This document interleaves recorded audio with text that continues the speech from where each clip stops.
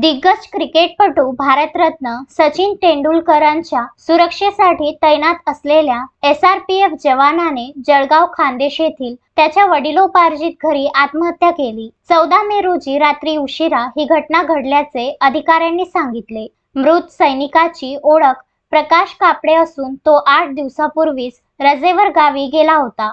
मिळालेल्या माहितीनुसार कापडे यांनी परवाना असलेल्या बंदुकीतून स्वतःच्या मानेवर गोळी झाडली। मृत जवानाच्या कुटुंबात त्याचे वृद्ध आई-वडील, पत्नी, 2 मुले आणि 1 भाऊ आहे। सध्या पोलीस कापडे यांच्या आत्महत्येमागील कारण शोधण्याचा प्रयत्न करीत आहेत। वस्त्रमंत्री छगन यांनी भुजबळ आणि नारायण राणे यांचे अंगरक्षक म्हणूनही काम केले होते। ही घटना 14 मे रोजी रात्री घडल्याचे पोलिसांनी सांगितले।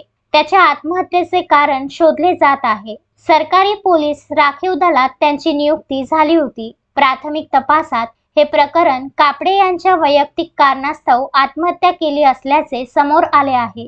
पोलिसांनी मृतदेह शवविच्छेदनासाठी पाठवला आहे। सध्या पोलीस प्रकाशचे कुटुंबीय आणि जवळच्या लोकांची चौकशी करून तपासात व्यस्त आहेत। Vidarbha news bureau, Jalgaon, Khandesh.